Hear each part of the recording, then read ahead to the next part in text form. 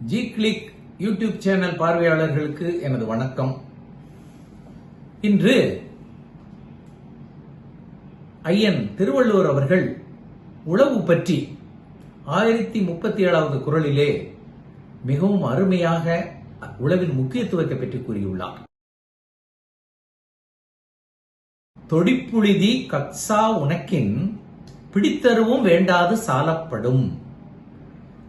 அதாவது நாம கோடை காலத்திலேயோ தண்ணீர் பாய்ச்சியோ உழுது அந்த உழுத மண்ணை 4/1 காய விட்டு பின்பு பயிர் செய்தோமானால் அந்த பயிர் ஒரு பிடி உரமில்லாது கூட மிகவும் செழிப்பாக அதிகமாக விளையும் என்கிறார். இதன் மூலம் என்ன திருவள்ளுவர் கூறுகிறார் என்றால், உழவின் முக்கியத்துவத்தை அழுத்தி ஆழமாக கூறுகிறார். ஏனென்றால் கட்டி கட்டியாக இருக்கின்ற இடத்தில் நாம் விதைத்தால் அங்கே பயிர்கள் நன்றாக வளராது. ஆதலால் தான் 1 அவுன்ஸ்ல 1/4 அவுன்ஸ்க்கு அந்த சாயில காய விட்டு அதன் பின் நாம பயிர் செய்தால் அந்த பயிர் அதிகமாக விளையும்.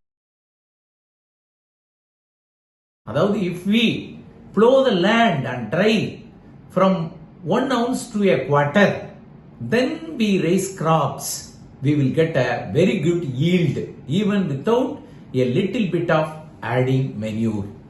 வணக்கம்.